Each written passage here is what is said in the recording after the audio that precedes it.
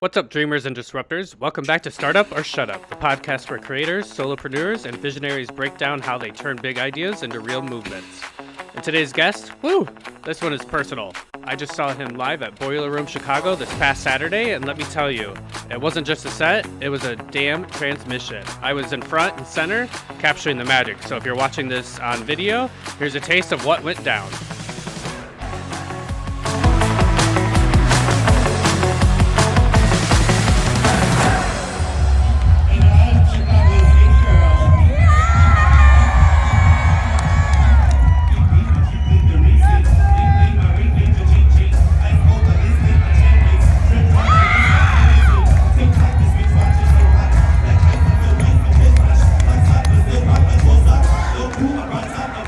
That right there is CoolMomWallace, Chicago's own DJ, rapper, performance artist, cultural architect, and the co-founder of FutureHood, a queer-powered music and events collective that's building community one beat at a time. He's performed for Beyonce, he just toured at Boiler Room, and he's here with us today. Let's jump into the portal. I love this. Thank you, Colin. You're welcome. Okay, we'll get into the Boiler Room portion in a sec, but I want to kind of rewind from the very moment that you started creating. And so thank you so much for joining me today. Your busy schedule and craziness as well. You're welcome. It's been a crazy Pride season. I am going to be in Pittsburgh on Friday, but I'm back here Saturday playing Boots, which I'm really Wow. excited for, with my DJ Dwara and protege, Mr. Hoochie Mama. And so, yeah, it's a busy week, but it's plenty of time for Colin. I'm super excited about your project, your podcast, and I'm honored to be a guest. Thank you, and I'm honored as well to be able to interview you and share everything with everyone. So ready for the first question? Yes, please shoot. Awesome. Before the world knew you as Mr. Wallace, who was Eric Lamar Wallace II? Well, that's so funny. I could be talking to you for that. My family used to call me Little Eric when I was growing up, and because my dad's name is Eric, obviously, and so I was Little Eric growing up. And then when I got into elementary school, there were a lot of Erics in my grade, in my class. So whenever they would say Eric, people raise their hand, they say Eric, then I'm like looking to speak, I'm ready to go. I'm like, and they're not talking to me, and I get frustrated. So I had to have a conversation with my teacher, and we tried having them say my full name, like you just did so eloquently, Eric Lamar Wallace II. But then all the kids started teasing me and calling me Eric Lamar Wallace II, Eric Lamar Wallace II. And so after a day, that got old.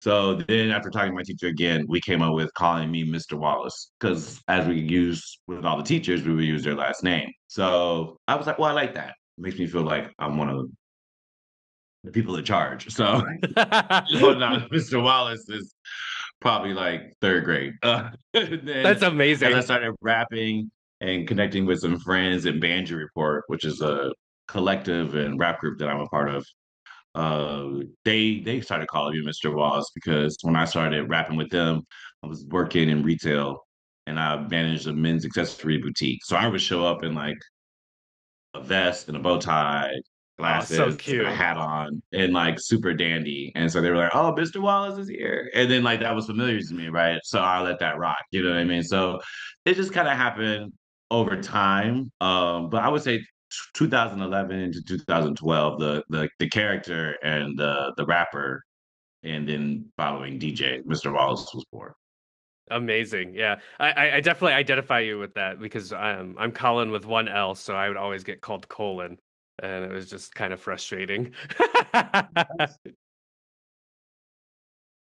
Why would you make that jump? That's I crazy. know, all the time. Every time it was a dread going into the first day of classes. It's just like, okay, ready? Call me Colin. Oh. Okay, awesome. That's really cool. What was the time that you knew music or performance was going to be your path? Well, That's a complicated question too, because I don't know exactly when it was my path, but it was always my passion. My grandmother was into music. I went and saw plays and shows like that as a kid, being in choir in church. I was in um, honors choir in high school. How nerdy. We would like wake up early and go to school before school started to do a choir class. It was Ah! complicated, but I'm like, who goes to school early? Like, I don't. Um, but yeah, so I always like performing and for my family and family reunions and dancing and just being the life of the party in school and stuff like that. But I would say like being in church choirs and high school musicals and things like that were definitely where I got the performer bug.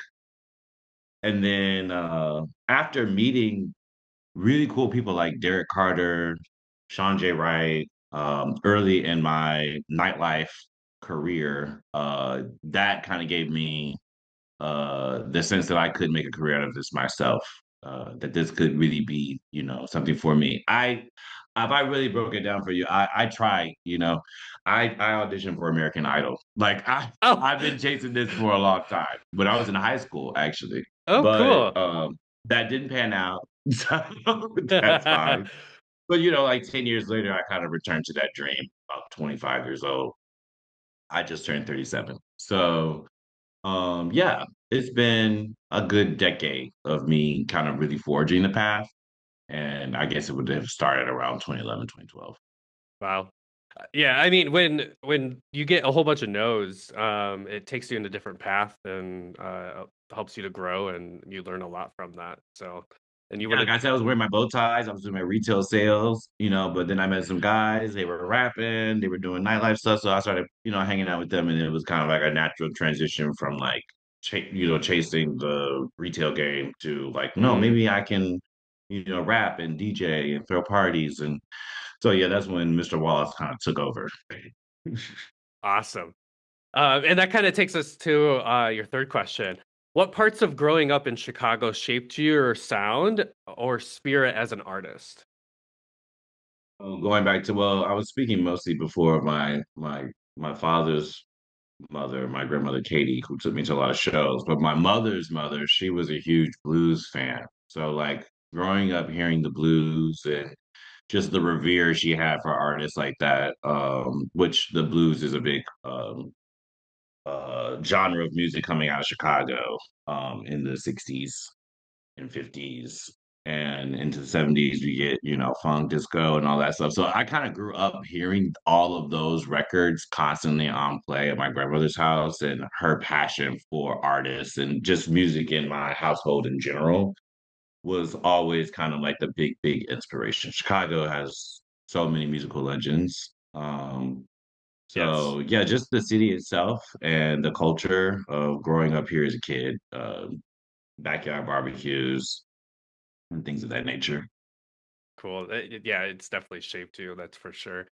Did you always see yourself as a multidisciplinary artist, or did that evolve over time? That evolved over time because I think I originally wanted to do something visual or fashion oriented, but obviously I like music quite a bit. And then like I didn't get into the fashion programs that I wanted to when I went into college. So like again, those dreams were deferred and I started to, I pursued that more so in like working in retail and getting management positions and styling windows and doing things like that.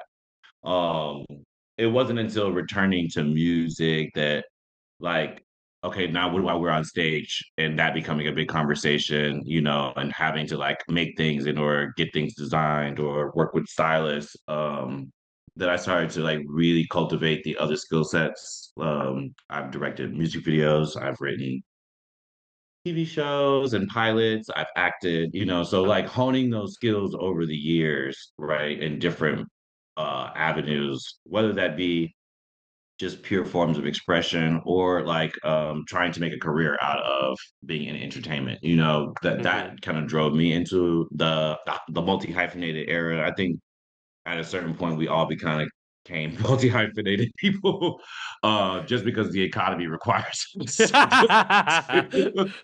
But no, it is a personal self-expression for me. And then once I really picked up DJing, right? I rap, I'm known for rapping, I'm performing as a rapper, but then I started picking up DJing and that became something that I became known for. So to me, that's when it's like you're really known for multiple things and you can really claim the multi-hyphenated aspect of your artistry. And I think I rest squarely in that now. Because some people are not necessarily familiar with my rapping, and some people are not necessarily experienced my DJing yet. But it's all coming. Yeah, it's definitely coming together.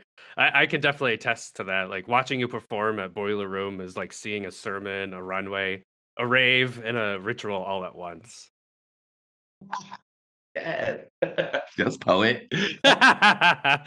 um, so you mixing DJing, rap, visuals, fashion, performance. How do you decide which part of your artistry leads at any given moment? That's hard. I mean, I guess it depends on the like what the booking is or what the expression is. I think I'm trying to find my way back into more of performing full time, or like the full-fledged performance with dancers and sets and the visual elements behind me because I have that when I DJ, right? You got people dancing with you, you've got your outfits on, your friends got their looks on. Sometimes we're coordinated, you know what I mean? So that element, that full showman Beyonce moment is coming. I think I'm returning to that. But when the vision becomes so big, the budget's got to match. Definitely. So as we develop that, you know what I mean, and I continue to DJ and see what that looks like for myself. I put music curation, collecting, and those kinds of things at the forefront versus like songwriting and things like that. That being said, I am working on a lot of projects. I don't know when they're going to come out, but I've got some. I've got a couple concepts for. I have a concept for a TV show that I wanted to develop this year that I've been talking about, and I've been doing these coffee and conversations. I started my own podcast, Oh, really? so I've been Awesome. doing. Well, I did one event, and we're working on booking the second event. I just did another event actually, so I've done two events, and I'm booking a third event this year, and maybe a fourth. But yeah, they're recorded like this. They're interviews with me and an artist, and yeah, so it's a similar situation, and that's something I would like to develop and see become something that could be syndicated like on NPR or like on like a full like fledged MTV, BET type thing.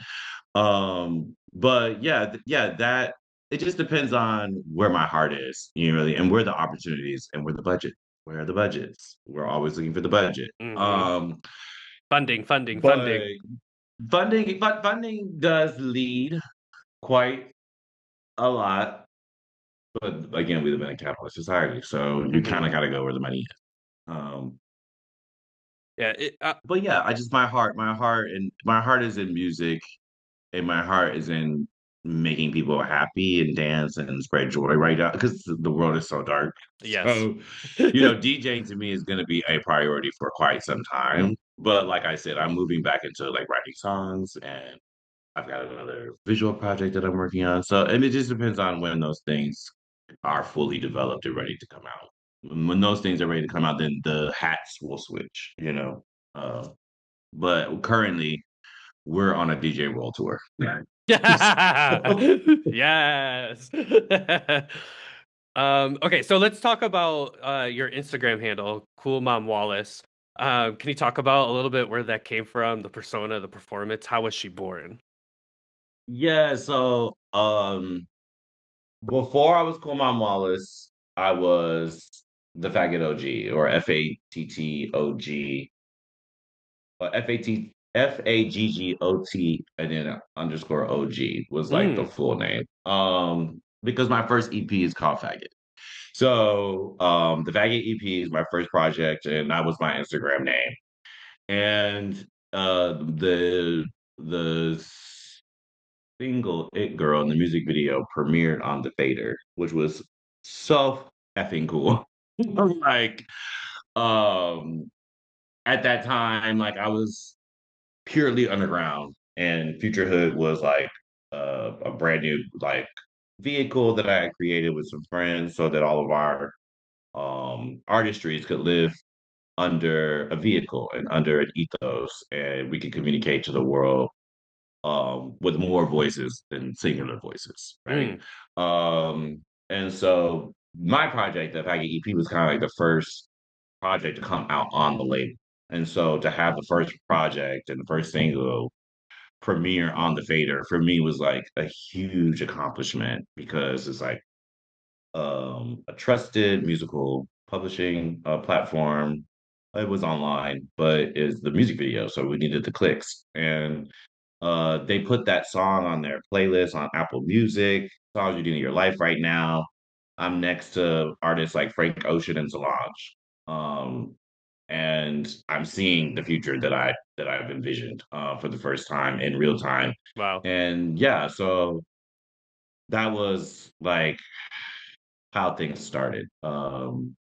And what it looked like for what it started for me. And uh yeah, from there it just kind of kept going until it didn't. I feel like it's hard to keep getting in the press, but from like 2015, 16, 17, 18, I was pretty regularly in the press. And I was very proud of that. So that was how our main way of communicating uh about new music and things like that. I mean, obviously Instagram and building those followings were important Hmm. too, but Cool Mom Wallace, because that fader thing was so big and so cool, and the response to some of the messages was, "I can't believe they posted this." Because it said faggot, you know what I mean? And they tagged Ah, me of on course. Twitter and things like that. And so I was like, oh my God, like I'm seeing myself for the first time at this level. And I'm like, so my next project, like 2016, 2017, I started, developing more artists on the label, and they were all calling me mom. They were all calling me Cool Mom. So that became like a nickname, and then that became the title of my next project. So I changed my Instagram name to Cool Mom Walls because I was like, okay, we're gonna gear up for another round of publications posting about you and tweeting at you, and we need this to be more digestible to people on the internet because I wasn't ready to like fight with people online. Yep. I think now I would stand more behind Faggot OG. Shout out to Gay Bash. He's a DJ here in Chicago that's making waves. I love a controversial name. I love putting it in people's faces. I don't need to make my queerness or my blackness more digestible to anybody. Exactly. But yeah, Cool Mom Wallace was an attempt to change the branding, but also communicate the new storyline, right? And it was like the label had grown. We had a lot of artists, and that was my new kind of persona. And it still is. A lot of people look up to me in the Chicago nightlife community and beyond. And I tried to be an example in the way that my mom was an example for me. So Uh, yeah, Cool Mom just kind of sticks. And it's also fun too when someone's like, "Oh, how do I find your music online?" or "How do I find you on Instagram?" I'm like, "Type in cool." And then they go, okay. Then I'm like, if I don't come up, and I'll say, type in mom. Usually I pop up, and then they're like, oh my God, that's so funny. So it's also kind of a way of like connecting with people and like keeping that kind of like that spirit of building community and building family. I think is important in this industry.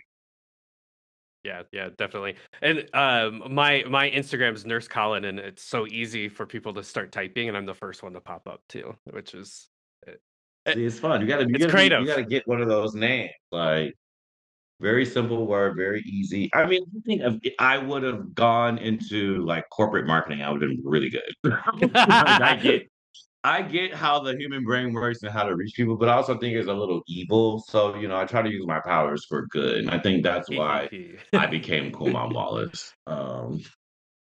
Cool. It's super cool. Okay, so when you get behind the booth or the mic, what intention do you bring into that space? Well, I love, like I said, Cool Mom Wallace. My mom was a big inspiration to me. So just a feminine, fierce energy, like to give more context, my mom and dad divorced. So like my mom was like my mom and my dad for a large part of my life. And she would be the one putting up the blinds and the ceiling fans. And she always got the job done. Do you know what I mean? So when I sat behind the booth, I got to get the job done. It's people like remember Boiler Room. It was all these people there, there to have a good time. Mm-hmm. They paid money. Obviously, they want to be seen. They want to, they want to show off their looks and stuff like that. But they, at the end of the day, they're there to have a good time. Mm-hmm. And it's my job to ensure that they're having a good time during that period where I'm in control. So I take my job so seriously in that way because I don't want nobody to come to something where I was in control and then they were like, oh my God, that was crazy, or I didn't like that. You know what I mean? Or, Mm-hmm. so but when I get back up there, it's a responsibility, but then it's also a channeling, right? I know they're there to have fun, so I gotta have fun. You know what I mean? And like so then we get to reflect back and forth with one another. I get to share my favorite songs or the things that I think are super inspiring to me, or I get to share the things that I think are collectively titillating. And so it was cool, at certain moments during that set, I was getting everybody to sing along. And You sure those did. kind of collective moments, I think, can be very healing also. And that's another intention that I have when I step behind the booth, because I don't want anyone to feel unseen in a space like that. Because I know how easy it is to get washed away Mm-hmm. or hide in the corner and feel like a wallflower. When in reality, you're there because you want to connect. You want to be by the fire. You want to do that thing, that human kind of interaction that we do. And that's why I love Yes. when you said ritual, because I am giving a sermon, right? I Yep. am the leader there, but we're all doing this thing together, right? And Mm-hmm. it's for a reason, and it creates an energy. And so making sure that's the right energy, right? That's my intention. Very cool. So a quick creative metaphor. If your sound had a scent or a color and a texture, what would they be? Hmm. A sense. My favorite sense is vetiver. It's like a smoky, Mm. uh kind of like musky, but it has a sweetness to it. Mm-hmm. And when you're in the club and you're sweating, you're getting a little musky, you're getting a little um smoky, people got their vape, they got their weed, you know what I mean? And then there's like a sweetness to it because there's like this like tingling energy that we're all sharing. And yeah, so I think vetiver would be a good example of that for me. A texture would have to be like a rug, you know what I mean? Like super like invasive, but also soft. So Uh-huh. like it's not what you think it is, but it is, but it's so titillating and so impulsive that you just can't stop touching it. And then if it was a color, it would be pink. Well, I think you have a new product that you can start promoting. Shag rugs. Yes. That's hilarious. Oh, you're good at this. Okay, so let's jump over to FutureHood. You're not just performing, you're building. FutureHood feels like a blueprint for queer-led culture. What was the spark behind founding FutureHood, and what were you trying to create that didn't exist yet? Well, like I was saying before, Banjo Report is Mm-hmm. a collective and a rap group that I was a part of. We had a podcast also. So one of our DJs would record, I would talk over the mic. We would do it live in front of people at the party. Then we would chop it up and like put like a mix out. Oh, Um, cool. and we don't do that anymore, but that was something we did. And that's how we developed our first EP and mixtape. And that was really fun. And it was something I really loved doing. But then I started rapping on some beats that I would find online and stuff like that, or things that I was like making. Like I sang over the rainbow, over like some storm sounds. And I was like, just making this really cool art. And I was like, Mr. Wallace was a character within Band Report, but I was like, what would that music sound like? And what would a project like that look like? And I wanted to communicate, that I was, you know, still a part of Band Report, but that I was still Mr. Wallace. And then there were other artists in Chicago like Casey Ortiz and Roy Kinsey who were making waves individually on the Boys Town Strip with folks knowing about their artistry and stuff like that. And I was inviting them to come hang out with us on Broadway at Wang's, where we would do Banjo Report. And it just became very evident that we needed a bigger vehicle, that not everybody couldn't become a Banjo Report member, that we Mm. needed something more. And so FutureHood was that vehicle that we could communicate. We're a collective, and this is a record label, and this is our vision for the future of music and telling queer stories. And that turned into showcases. We collaborated with Red Bull on their festival here Mm. in 2018. And that was really cool because we had like posters at all the major train stops in the city, with our artwork on it. So I was really proud, to see that go from, a small bar on Broadway in Boys Town, to being a Rebel sponsored event. And we're still working on that mission. Uh, but yes, Futurehood it's a vehicle, it's a spaceship. That's what we always use as the metaphor. So a spaceship and a vehicle for us to get to a future where we're all included. I feel like a lot of our music and a lot of the music industry has left queer people on the fringes, even though we are the creators of a lot of the sound. Mm-hmm. We don't always get the accolades or the budgets. Mm-hmm. We're going to keep talking about the budgets because Yep. I'm looking for that. uh, but I'm like, yeah, let's create that vehicle where the queer people, the trans voices are at the center, and then everybody can also have a space. And how do we get there? Well, we're going to get there through a spaceship, through time and space. We're going to need a spaceship. Futurehood is that vehicle, and eventually, maybe the place we arrive. But yeah, that was always the impetus, and that was like 2014 going into 2015 was when we started like building the architecture around that and putting that out in publications. Wow, amazing. So then, would you say that your mission for Futurehood is basically that spaceship to transcend you guys, the queer That's voice? the mission. The mission is to get us there. Cool. And to lead the way, to pick up folks on the way, to inspire folks to join us on the journey. Like I don't believe everybody has to become a part of Futurehood. I'm not Mm-hmm. totalitarian or authoritarian in that way, but yes, it is a mission. It's the mission is to be a vehicle or a pioneer in forging the path to that future. Awesome. Um, really, really inspiring. Thank you very much. What are some behind the scene ways you create a safer, transformative spaces through Futurehood events? Behind the scenes is a lot of dialogue, a lot of talking with producers, other producers, venues on our personal experiences within spaces and how to make those spaces more comfortable, more inclusive.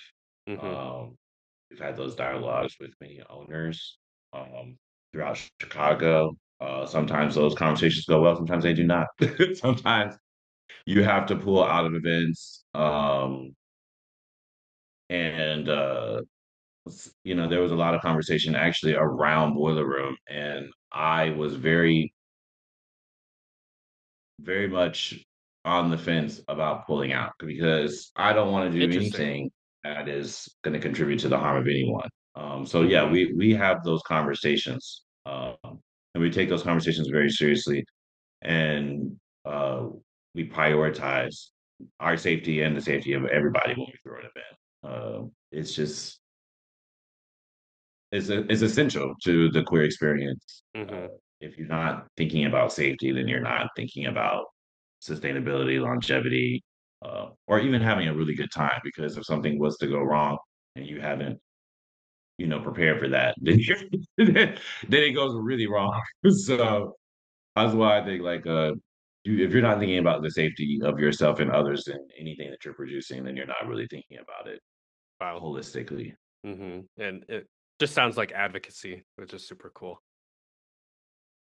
100%, 100% advocacy, 100%, you have to think about ticket prices, you got to think about locations, how people are getting to and from, like all those things matter. and like who's going to be able to be in the room because Mm-hmm. you will often see things they will add a dress code or they'll price things in a way where they're clearly not looking for certain people to be in the room. Ah, So yeah, it's all about intention and advocacy at the end of the day. cool. Very, very cool. Startup or Shut Up is brought to you by peerfounder.com, the launchpad for solo entrepreneurs, creators, and dreamers ready to build something real. We're dropping our community forum soon, a space to connect, share, and grow with others on the same grind. At peerfounder.com, you'll also get access to learning modules to level up your skills and our crowd lending platform where funding meets trust, not credit scores. And if you're an angel investor, this is your chance to get early on a movement that's changing how people access capital and community. So don't wait. Head to peerfounder.com. That's PEERFOUNDER.com and join the waitlist today. Your idea isn't small, it just needs the right space to grow. Let's build it at peerfounder.com. So, who's one future hood artist we should all go and stream right now after this episode? Amir the DJ. Amir the DJ is a Brooklyn native, um, or Brooklyn born Chicago resident who is a newer DJ in the scene, but also a visionary of world building and uh, dance music. He loves to bop and groove and has a new album called Laundry Day Hmm. that's out on FutureHood that features a lot of artists and figures from the Chicago nightlife community, including myself. Um, but I really highly recommend Laundry Day. It's just a 35-minute listen, but it's a great way to start your day or a great way to get ready for the club and going out that night. Um, Tells a very cute story of getting ready and going out, and what that journey looks like in nightlife. Uh, I think he's so smart, and I think it's so cool that he used so many people from Chicago to tell a story about Chicago house nightlife. Wow. So, yeah, I highly recommend everyone check out Amir the DJ. I think he is And how would you on spell Instagram at Amir Roberts. Amir Robert? Let me just double check that. Yes. At oh no, it's at Amir the DJ. Oh no, that's a new he has a new one that's at Amir the DJ, but he also has Amir Roberts. Follow Amir Roberts because Okay. he is a DJ, but like I said, he's also a visionary and a producer, and he's done some really great work. And Laundry Day is the newest release on FutureHood. It came out in January. We're working on some remixes and other singles from Amir that will be out this year. So I highly recommend everybody go listen to it. Cool. And how would you spell Amir's name? Ameer, and then the DJ or Roberts, Roberts. So Amir Roberts, Ameer, or Amir the DJ. And you can probably Fabulous. find him on all platforms with those names. But yes, Laundry Day is on all streaming platforms. So go check that out right now. I will definitely check that out after. Okay, so last kind of little question before we jump into Boiler Room and Beyonce. Do you happen to feel like any kind of tension between being an artist and being a culture organizer, or is that just like part of your flow, part of you? There's a lot of tension. I um a budgets. We're still looking for the budget. When you throw an Mm-hmm. event, you need money. And venues and a lot of time and energy. But I have such great relationships with venues such as Arbella, which is downtown, 112 West Grand here in Chicago. Veronica, the owner, is a good friend of mine, and she's been supporting Legendary, my monthly residency Mm-hmm. at Arbella since 2020 kicked off. We had to take a pause. We all know that, but we've been back since 2021, and going nonstop the last Saturday of every month. So I'm very grateful for the opportunity to produce. It is a lot of work, bringing the flyer together, connecting the artists and the venues and all of the logistical stuff like that, especially when you're also needing to download new music and get your outfits ready and book your flights. And I've become a bigger artist, a DJ, while pursuing the FutureHood and legendary like production aspect, cultural producing aspect of my artistry, and that those two things are different. They pull you in different directions. So that's why I say there is a tension. But then there's Hmm. also harmony, where like once a month there is an opportunity that I get to play, that I get to Mm. curate, and so I have to find the happy medium of that. It's different and it changes throughout time depending on the event and how you scale it. But I wouldn't change it personally. It's something that I feel called to do. I wouldn't recommend it for everybody though. If you Totally. want to be a producer, then be a producer. If you want to be an artist, then be an artist. If you want to do Hmm. both, good luck. Yeah. And you keep on talking about budget and funding. You might be able to use my startup peer founder for any kind of future parties or Yeah, drop organizing. your founder, honey. Yeah, yeah. We're almost there. I think I found the money transmitter, the right partner in order to do it. So it's Oh about there. yes, let's go. Changing lives. Okay, so let's get into it. I was there, Boiler Room, Chicago. You had that place in a trance. I saw people crying. You levitated the whole building. But first, we're gonna do a fun fact. Boiler Room actually started in 2010 out of a webcam duct taped to a wall in a random London warehouse. It was meant to be a secret stream for like 20 people. And then fast forward to now, it's a global platform where underground artists get seen by millions. And now you're part of that legacy. Crazy. Cool, it's cool. When I put out I have a track. It's like an edit that I made called "This is Mr. Wallace Calling," and it's a voicemail that I left on Honey Sound Systems podcast. We love a podcast. We love a radio show. And I took that little voicemail that I left on there that they had me leave for like a contest. I won the contest, so it played on the air, or they played my silly voicemail. Anyway, I took that voicemail and I chopped it over Matrix Man's Protocol, Mm. one of my favorite tracks by him. And that I posted that on SoundCloud. I'm gonna say it might have been like 2013, 2012, 2013, around that time.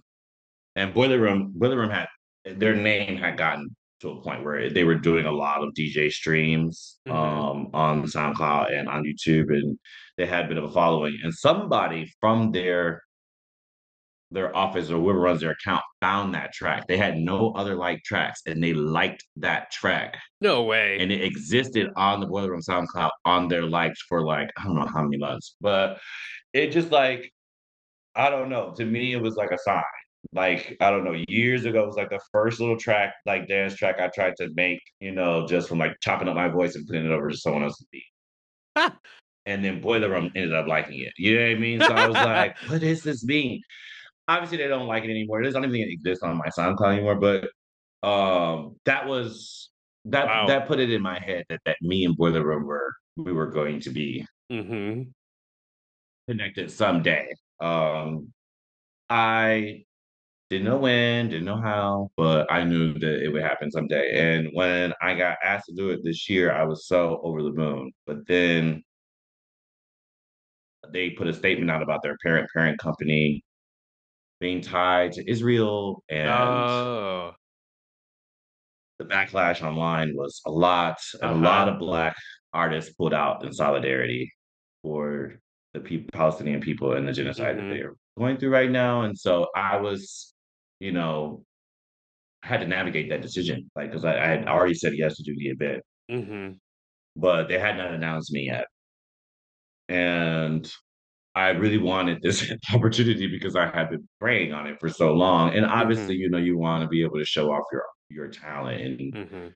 And then this is a boiler room in Chicago, so it's like represent your city, show off your talent, live out one of your dreams, all these things versus feeling like you're contributing to an ongoing genocide. And that was a really hard decision for me to make. But once they did announce that that I would be playing and that there I was glad that I continued to do it because the lineup to me needed Black queer representation. I know that I was Mhm. asked to and could have dropped out in solidarity, but that to me is kind of doing the work of the oppressor for them Mhm. because now we're going to essentially whitewash the events because we're Mhm. not going to participate. And this culture comes from a place, it needs to be represented properly. Mhm. So it was important for me to do this event. And yeah, it was crazy. Like to be a part of their legacy is an honor.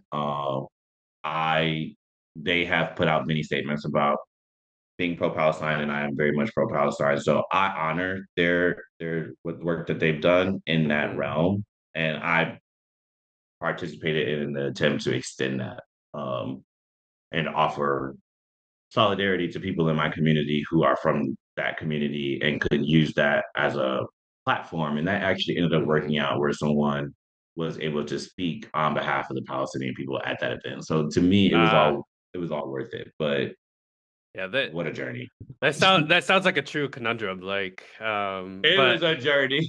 I'm also It glad was, that sorry.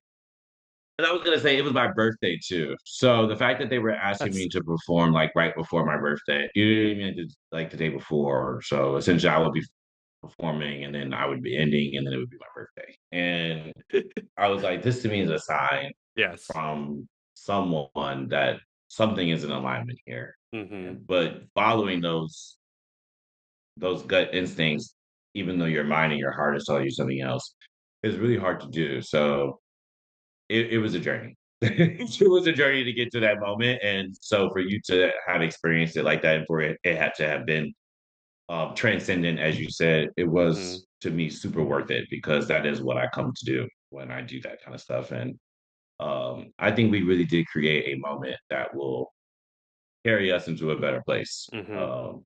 Not every moment does, but I do think that that. Agreed. Yeah, it's hard to make change when you're choosing to opt out and not participate. Like, I think it's a lot easier to promote change from within. Um, Yes. From within, for sure. I think boycotts are very powerful tools. I think that they should be used.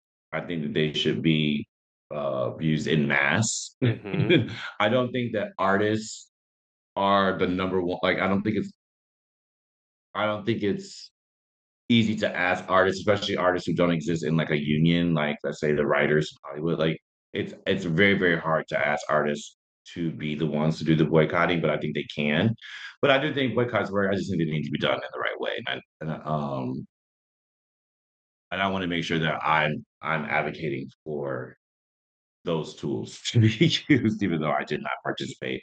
I think this was a better opportunity, as you're saying, to make change from within, and I appreciate you uh, giving that perspective because it was a journey.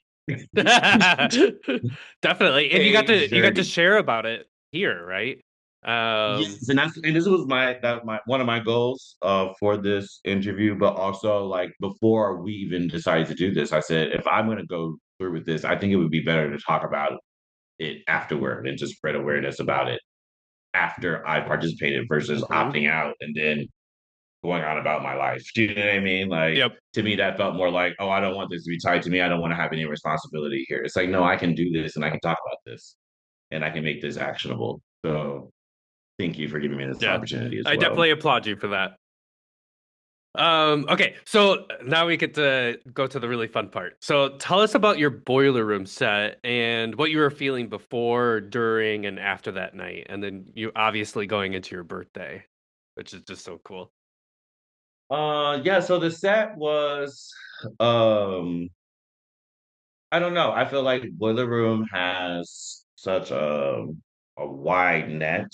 Um they're getting people of all backgrounds, queer, straight, black, white, brown. I feel like you're getting people who have been listening to this type of music all their lives and have been in these types of spaces, and you're grabbing people who've never been to a rave before. Mm-hmm. So, in thinking about all of that, it was like, what do I do to like capture people? Like, obviously, I want to lean into some of the classic house, classic Chicago dance music sounds, but then I wanted to bring in more clubby and techno energies too, because I know that those speak to a lot of what people listen to, um, and the different styles. And so blending all of that together to like give everybody a little bit of something, you know what I mean? To like make Mm-hmm. sure everybody felt like seen and heard. And then to play things that I knew that we all would know. Um, but to do it in a way that's unexpected or fun was my goal. So I had a lot of essentially my favorite songs or tracks that I like to go up to in the club.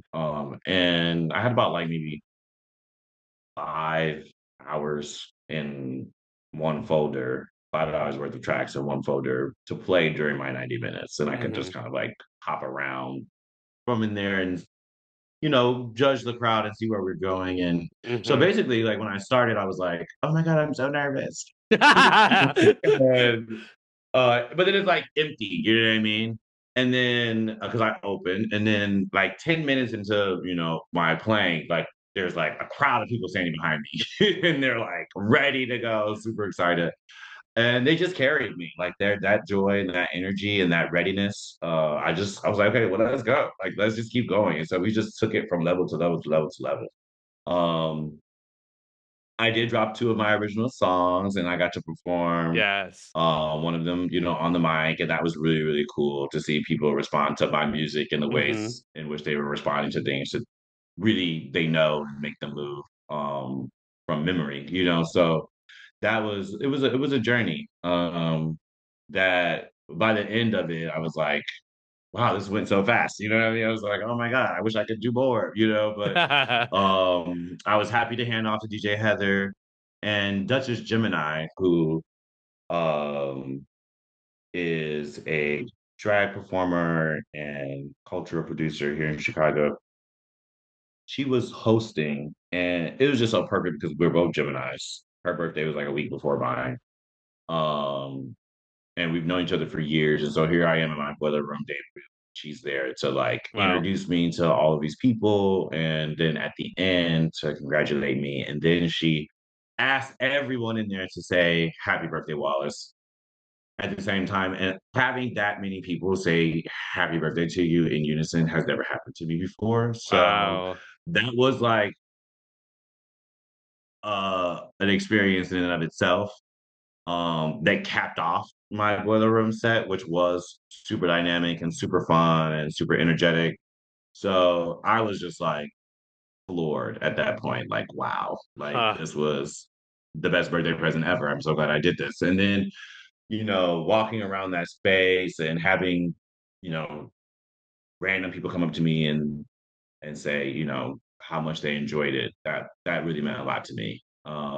Because that's what, like I said, I come to with the intention of creating a good vibe, a healing moment, something inspiring, and it connected. It reached people, and I felt like I was seen, in a way that I have been seen before, so it's not like my first time out, doing Mm-hmm. that. But to do it in front of a crowd like that, and for a large number of people who've never ever even heard of you, you know what I mean? Mm-hmm. Particularly, that was really cool, and it was also cool because obviously there were people like you and other folks who I care for in the audience. So I felt, cared for, and I felt safe, and I felt like I was there, and I was ready to do my big one. But then to have that response was truly overwhelming. Wow. I had the best night, and then I went home. I just gotta go home now and be a regular person again. But it's been cool. I feel like the post boiler room depression has, kind of like passed, you know. I mean, Uh-huh. so much serotonin released at once. Yep. But yeah, it was great. I felt great about my set. I mean, would there be anything I would have done differently? Maybe, possibly. Of course, I'm always like, oh, I should have played this track. Why should have played this track? But yeah, no, I think it was just it couldn't have been better. It was just fun. It Mm-hmm. was just pure fun and pure light, and it was exciting. I hope to do it again. I hope that they have me back. Um, Agreed. Agreed. I'd love to play Radius again too. Radius is just a really cool venue. Like to How be in many a room that people does Radius hold? 4,000? 4,500 between the two rooms, I think, or maybe Crazy. just in that room, and then Cermak has its own capacity. Mm-hmm. Yeah, and it was pretty It's packed. wild. Wild. It was sold out. Like Yeah, I couldn't believe how many people I ran into just walking around, like switching around, and it was crazy. Like all of Chicago was there. the full vibe for sure. Yeah, it was cool. It was really cool. um, uh, Um, have you uploaded your Boiler Room set onto SoundCloud yet? no, so I did not record it. I don't know if they did. Um, they normally film that, Yes. but they organize that beforehand, and um this particular weather room, the Cermak room, was the room that they filmed. So Ah. they didn't film my set. There's Oh, clips, and there'll be some recap posts, I think. But no, this wasn't a recorded boiler room moment. It was like you had to be there. And I'm okay with that. Like totally.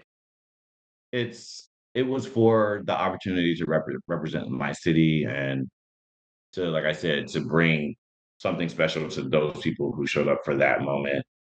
Given the large amount of people and different types of people were there, I wanted to really showcase my artistry and my joy. And I think that all those things were accomplished. I have a lot of footage and video from my friends and whatnot who Mm-hmm. were there. So I'll have stuff to post and things that I can share to capitalize off that moment in that way. But no, there isn't a full recording of the set yet. I mean, I might go back and, like, sometimes what I like to do is I'll go back at home and I'll replay everything that I Ah, played, kind of uh-huh. like to, like, Recreate. just pick up on some of the things I might have learned in the moment and stuff like Mm-hmm. that. And I can record that and maybe post that, but I think it's better when you get the actual archived moment. Mm-hmm. So I probably wouldn't do that because that's kind of like a fake out, like, oh, my boiler room set I Uh-huh. recorded at home by myself. Yeah, it'll be Um, interesting how much of the recording comes out and gets pushed out. yeah, I'm excited to see what they end up sharing from that night, because Definitely. they were filming bits and pieces of it, and yeah, I got a lot of people who were there just randomly sending me messages on Instagram and sending me like a bunch of photos and videos from their perspective. So it's cool. Like I have documentation from that night, and it lives in people's phones. You know, we all got our Yes. phones out everywhere we go. So I'm not pressed about that. I do think that they will have me back. So, and when they have me back, they'll do the full, like, filmed set that goes online, and I'll get the millions of views and all of that. Awesome. Um, so what's okay, so I noticed some ritualistic transitions in your set too, like especially when you started rapping. Were you channeling something specific or spiritual? Um, so that's an interesting question. Um, I believe in the ancestors, the ones that were related to directly, and then just the ones who you share community and identity with throughout Mm-hmm. time and space. Mm-hmm. And so, yeah, all of the queer icons and performers and anybody in ballroom or um, the Vogue scene, any of those ancestors. I'm always trying to bring that energy to my set. Lost friends, obviously, Mm-hmm. loved ones of my own that I also often think about when I'm about to do something like that. Touching. My daughter Joy is always in my heart, and she was with me that night too because her and Duchess had such a great relationship. Mm. And they were so close when she lived here in Chicago. So it really did feel like she was present in a way. Um, but no, Kendrick Lamar also talks about being a rapper and how he's often reincarnating energies Mm. through his like fitting. And so Mm-hmm. I do think that there is something to like oration and commanding energy like that. And you our voices, the energy in our voices, I do believe in a higher power, and all of this comes from a place. Do you know what I mean? Mm-hmm. So if I'm gonna like pick up a mic and talk to a room full of people, I'm definitely sourcing energy. Mm-hmm. And so you may have some sort of vision where you can see the girls while they're sourcing, because I definitely felt like, okay, well, here's now we got to do this. You know what I mean? And Yep. it was so funny too because while I mean, I had already planned on playing on my track. So somebody who I was with was like, Duchess said you should get on the mic. And I had, was planning on doing that anyway. So it was like, Mm-hmm. okay, now the girls are ready for me to rap. Do you know what I mean? Like I'm getting the signals. Do you know what I Yep. mean? So it was like, you may have saw me like, okay, I got to do this. I got to do that, to get ready in order to like, okay, now grab the mic. Cause once I'm like rapping and performing with the mic, I still have to be paying attention to what's going on the screens and with the tracks because I'm still going to Absolutely. the next track. So yeah, there's a lot happening at one time, and yeah, it was fun though. Yeah, that was cool. I feel like we definitely did say a prayer before we did the set too. So hopefully there was a little bit of God in the room. Um, and yeah, the portals. I've had a friend always just says, "Oh, you thinned the veil. You broke. You smashed the veil, sissy, or you tore the veil." Tore the veil is always kind of like the mission, especially when I have an audience like that. If I have like an active, like engaged, like fully like immersed audience, then yeah, the goal is to tear the veil, honey. We're gonna dance with the spirits. So yeah, you pick that up. But don't tell Absolutely. nobody else, okay? Sure. No, I want them to be like, oh, she do witchcraft, and then they don't get me booked no more, bro. Well, with that much energy in the room, I mean, you have to utilize it and connect, You have to you know. utilize something, honey. Yeah, I was definitely channeling. It was a lot. It was a lot. It was cool though. It was, it was. What's something you hope the audience felt or walked away with that night, either from your set or from the entire event? Um, for me, dance music is about liberation.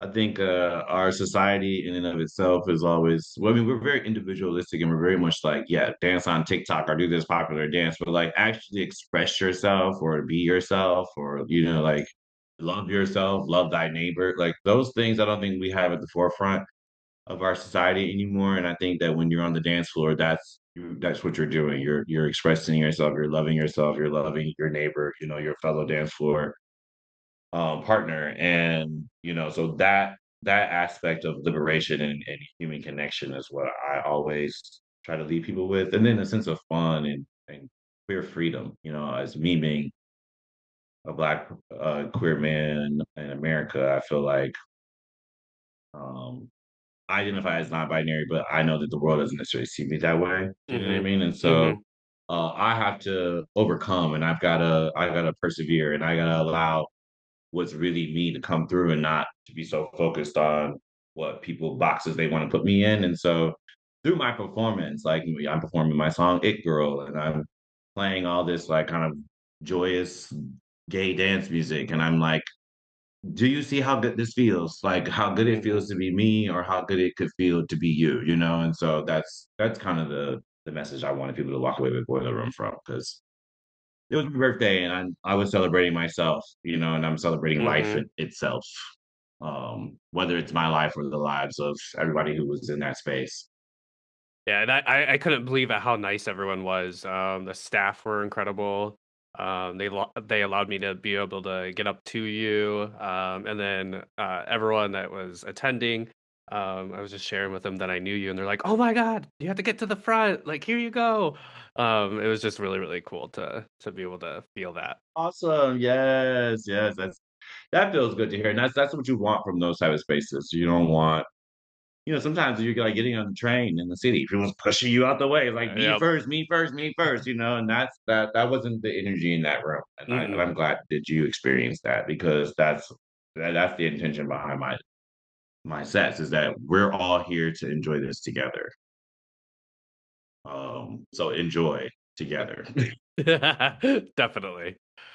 Okay, so let's switch cities really quick. You also DJ'd for Beyonce in Houston. What even was that moment like for you? Well, it was for her World Breaking Renaissance World Tour.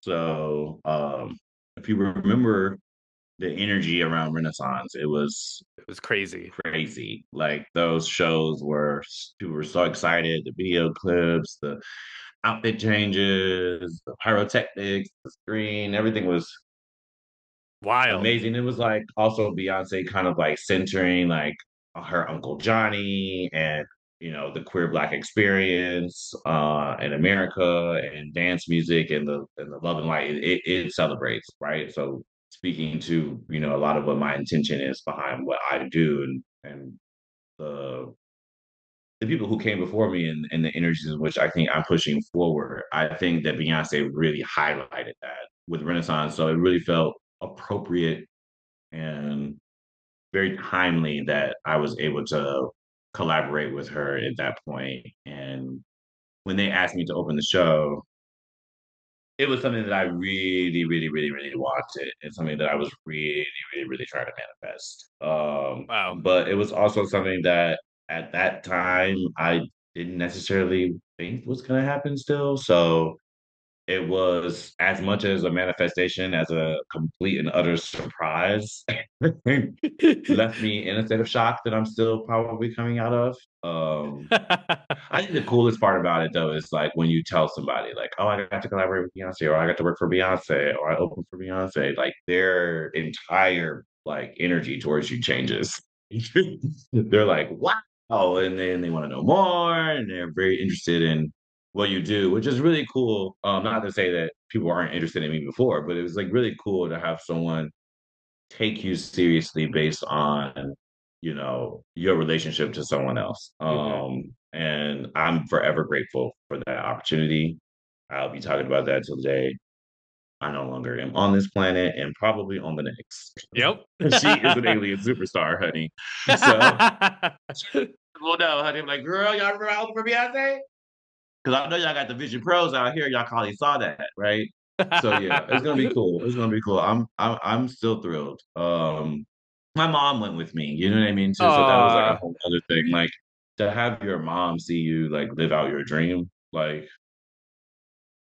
I can't express how much that did for my spirit and my soul. You know what I mean? Like I was like, oh wow, like I don't have to keep crying anymore. My mom can know that I did it and it wasn't all for nothing. My mom, shout out to my mom. My mom has bought flights, for me to get from, New York to San Francisco to do a gig, and Hmm.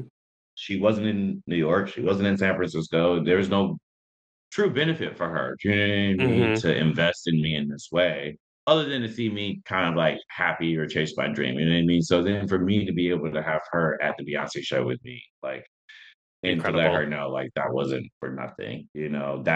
that's what it was all about at the end of the day. Um, for me as like Eric, and then Mr. Wallace, yeah, I mean, I lived out my dream. I've got the biggest gold star on my homework I could possibly get. And yeah, I just feel great. I feel honored. And Houston is amazing. Like it was my first time actually going to Houston as an adult. Oh, cool. So that was cool. I didn't get to spend a lot of time there, but I've been back since. And I hope to spend more time there. Shout out Houston. Got any DJ? Let me know. Um, but yeah. yeah, it was life changing, truly life changing. Absolutely. Yeah, and shout out to moms. Like my mom is coming in from Michigan. I haven't seen her for a while this weekend. And so I'm gonna take her to Prince over at House of Blues. There's an impersonator in order to do that. Take her to brunch, Awesome. Pride Fest, and take her to the gay beach and have a good time. Yes, mom. She's gonna get her life. Oh, right. I might see y'all at the beach then. Yes. It'll be a really good time and everything. Was there a second you had to just stop and be like, "Wait, I'm DJing for Beyonce right now"? Yeah, there's a photo I have. I'm like, No way. ah, take a picture. I had to take a picture. Yeah, I mean, so it's also crazy because somebody told me, wait, did they tell me that before or after? I can't. They may have told me that after, but apparently, I think that the like wherever she is in the stadium getting Hmm. ready, they whatever I'm playing and everything is apparently like streamed to wherever she is. Oh, that's super Yeah. cool. So it wasn't like I just opened for her and she was just back there getting ready to that. Yeah, you She were heard it. hyping her up. I don't know how she felt about it, but she heard it. I that it was a little nerve wracking to find out, but it was also like it was really cool because I mean, I was thinking about her a bit when I was thinking about my set. I think I was thinking more about the people that were going to be at her show. Do you know what I Mm. mean? And I wasn't Hmm. necessarily thinking about like what would I play for her. Mm. Um, and so in that situation, I would love the opportunity to play for her again. I'm like, girl, I would want to really give it to Beyonce. You know what I mean? Not necessarily be playing her music, but like Yeah. I would want to play things that you know with her in mind specifically. That I didn't Hmm. necessarily. I was like, what are we playing for the concert? Because I actually had been to the concert here in Chicago, so like what kind of people were at the concert and the vibes and stuff like that. I was like, okay, I Hmm. want to play something for the aunties. I got to play something for the young people. Like I opened with like RuPaul. So like, yeah, I was thinking about everybody in the stadium except for Beyonce. Crazy. But yeah, no, during the set, it was like, you're playing, you're seeing everything like kind of unfold. And then it's like, I was on the stage too. So it was like, I'm just thinking like this is where she's gonna be standing. You know what I mean? And that was kind of like more of like what I was like focused on. Like this is her perspective and like what a joy it is to share her perspective for this short amount of time. And Hmm. it was just actually so crazy because I got off of the stage and I was walking back to the green room. Like I desperately need to be give me a drink. Um you're not on stage drinking in front of Beyonce. You on there Hmm. doing your thing. So I was like, oh, I need to go get me a drink. I need to go like chill out. I'm like freaking out. And as I'm walking, to the back, there's like cheering happening and stuff like that. And my cousin is behind me, and she's like Eric. She doesn't call me Wallace, so she's like Eric. Like they're screaming for you, and I turned to her, and then I turned to like the stadium, like that section that was on my right, and the whole section right there goes. Oh my God. Think that was when it dawned on me. They're like, the people who were standing in front of me were the only people listening to me. Everybody in here was listening to me and watching me. And so it was just like, it was really cool because it was like, oh, wait, wow. And then it was like, and then they're cheering. So then it's like, oh, wait, you did a good job. But then it was like, I was so shook that they were like, that I just ran away. It was like, Don't know what to like I do. gotta go. I was like, Ah! I didn't stay, I didn't wait, I didn't try to take pictures, I didn't. I was like, let's get out of here. I was like, I don't know, it was overwhelming. It was like that was probably the craziest part about it too. Is like you want to do a good job for Beyonce, obviously, because she is an example of excellence. But then like her Hmm. fans, right? They expect Oh yeah. like top notch. Do you know what I mean? So it's like you really want to do a good job for them too. And then for them to have you to respond in that way, it felt like the love that they gave to her, they were just giving to me. I don't know. It just felt like, I don't know, just such a world class experience. Like It is world It's class. well, Beyonce, because Beyonce puts on a great show, and people just look forward to it. And then that was the end of the tour. There was like two more shows after that. So it was like so much of the content, and the tour had been online already, and yet people were still so excited and there for the moment. You know what I mean? So it was just a true honor. Like I'm still trying to process everything. To be honest with you, I should get a therapist specifically for Beyonce. Like, now talk to me about that. Talk to me. That's a nice little startup idea. Therapy by Beyonce.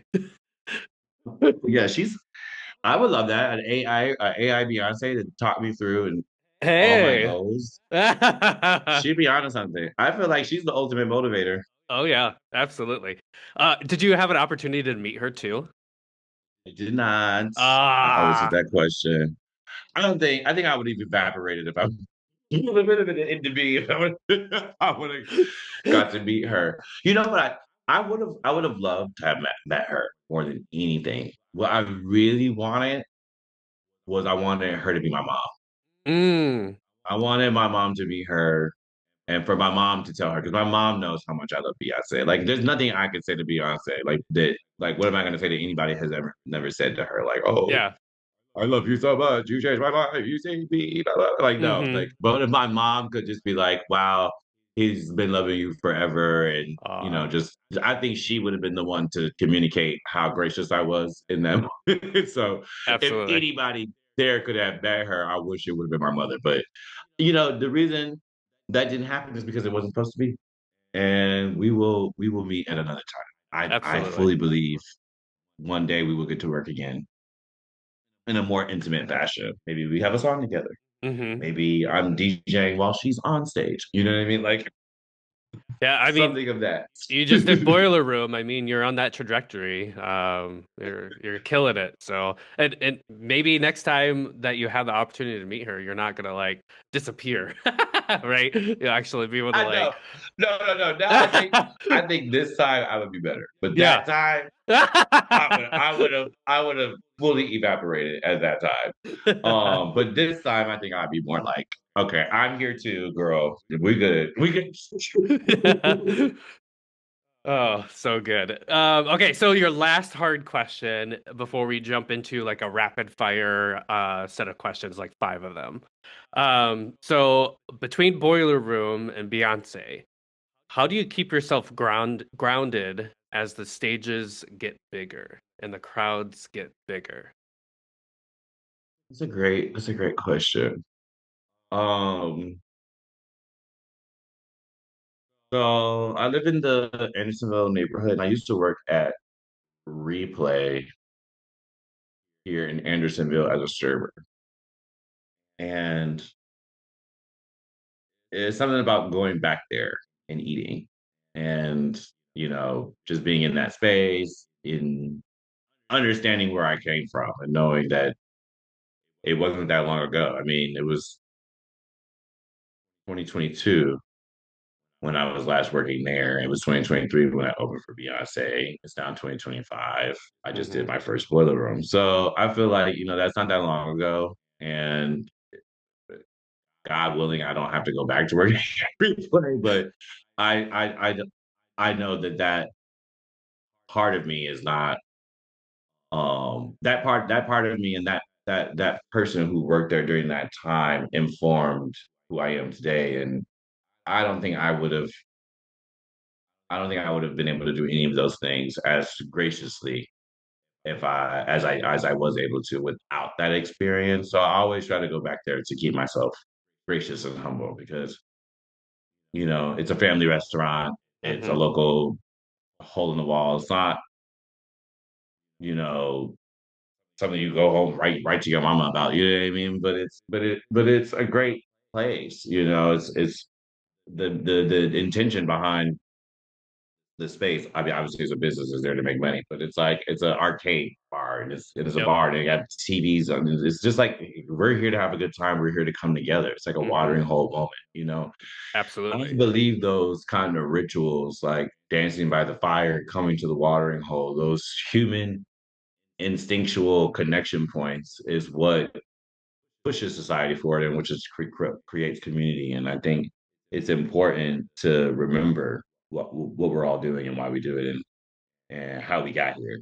So that's one of the things I like to do as a local when I'm local. Um, but yeah, I mean, going to any kind of bar, going to any place with regular people and just doing regular things. I don't know. It's just I'm Connecting. not a I'm not I can be an egomaniac. Don't get me wrong. Everybody has that ability.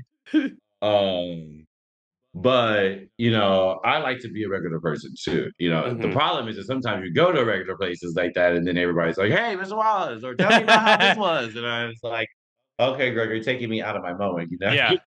But they Yeah. don't know why you're there. You know what I mean? So it's not their fault, and I try to not take it personally. But it's like, yeah, I try to find a small familiar place or a vaguely familiar place and just have a couple drinks, have some food, and just talk and get to know people. Really care about my Hmm. friends. My friends have lives. My life is not. It's special. I'm proud of and cherish my memories, but it's not any better than anybody else. I mean, it's like we're all here together. You know what I mean? So care about my friends, keeping in touch with people, going out to my favorite haunts, old workplaces, things like that. It's a good way for me to stay humble personally. That's cool. One of my guests is a porn star, and he when he goes home, he doesn't really work. And he just like gets really scruffy and just wears sweatpants and kind of hides. Like he's like, I like to like blend in like the homeless, so no one bothers me. Oh my God. Well, I don't know if that's a good statement. The homeless shouldn't blend in. We got to work on that. But Absolutely, yeah, I get absolutely. that. No, I get that. I even like if you even people make fun of Justin Bieber. People have been making obviously been making fun of Drake for a long time, but they've been mostly recently making fun of like his like kind of weird sartorial choices. And I think that's like a thing. It's like when you're so like in everybody's face all the time, sometimes you just want to put on something that you put on just because you want to put it on, not because you wanted Yep. to get attention or that you thought this is the hottest thing out or this is a Hmm. stylish moment or da, da, da. It's like I just want to put on my puffy coat and walk down the street and Be a do person. whatever, you know what I mean? And I feel bad for right now for Justin Bieber because I feel Hmm. like the paparazzi are really taunting him. It's like they Yes. don't like, and yeah, that's the thing that people think that once you sell your image and yourself to on that level that you're basically welcoming the world to bother you wherever you walk, and that idea of It's celebrity mind-boggling. should go away. That should go. People should be more respectful of other people in their personal space and time and energy. Um, but Agreed. I mean, I guess I get it to some degree because I've experienced a small version of that. Hmm. But yeah, yeah, being able to go out and do your own thing without the hoopla around you and the limelight is really a grounding and really healing human experience that, Hmm. as the stages do get bigger, they do become more fleeting. So I just take every moment like that I can. Um, uh, Yeah, cherish that. I try not to take those moments for granted, or I try to take those moments with such great gratitude. And I pretty much do them like kind of ritualistically too. So it's Hmm. like right after a big gig or something like that, I'll be right back there. You know what I mean? Like I'm right back at replay, ordering the golden monkey. You know what I mean? Like, I oh, I'm doing. Not me giving out all these. I drink golden monkeys too. I It's just my forgot, but we can't favorite. be get. Okay, yeah, we like those, but we still looking for the budget. So let them know. Definitely. Um, you can't just be giving out these shout outs. Like, but that is a good little like moment. You just go, it just feels good to be there sometimes to hang out. And I know, people who still work there. So it's always good to see people that and they take care of you. So Definitely. yeah, you want to see Wallace in the wild. Just put it on Replay. replay. And he drinks golden monkeys. Well, perfect. Okay, so let's wrap up a little bit. Thank you so much. I know this has been going for a while. You have so much to share. But we're gonna do some rapid fire questions and then kind of talk about what's next. Are you ready? We have four rapid fire questions. First thing to your mind, say it. Got it? Hmm. Okay, go-to track that always brings the crowd to life. Hmm. Percolator, by Cashmere or Green Velvet. Yes, it's time for the percolator. It's time for the percolator. I mean, I have a track called "It's Time to Dance." That one does pretty well too. It's kind of got like a prodigy kind of like breakbeat, produced by Chrissy. That one brings a lot of girls to the crowd to the floor too, but it's not as known as Percolator. You know what I mean? Hmm. So Percolator to me, I think would be my number one go to. Cool. A fashion item you can't perform without. I need my Luar bag. I keep a Luar bag on me. I Yes. had my Anna bag from Luar on stage with me at Beyonce. I had my Brook Tote Luar bag with me at Boiler Room. Hmm. I almost wore my Luar chain for this. So yeah, I always keep my Luar on me. They need to sponsor the doll. But Yes. I keep, yeah, a fashion. You don't want to keep a bag on you. I love a Telfar too. You know, you got to keep a bag. You got to keep Hmm. a bag or two. You know what I mean? Hmm. For all the extra money. Yes. Got to carry it out. Right. Dream collaboration, living or dead. I mean, you mentioned Prince. I think I would have to go with them. I mean, Michael was always a big influence too, but Prince. Hmm. My mom told me I was conceived to a Prince song, Oh, and he's also a Gemini. So yeah. I think you have to go with yeah, Prince. I think Prince. Is he? Wait, is he a Gemini? I think he's a Gemini. I think Anyway, he's a Prince Gemini was too. what? Yeah, Gemini. I mean, Prince is like so prolific, and I think it's like Hmm. his androgynous style, like our Hmm. collab. I think our look, like Mr. Wallace and Prince would be, or the artist formerly known as, and Mr. Wallace would be like so fab.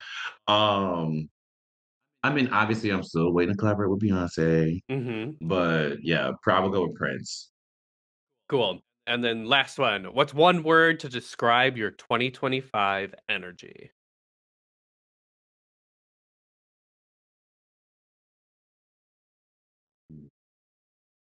Fearless.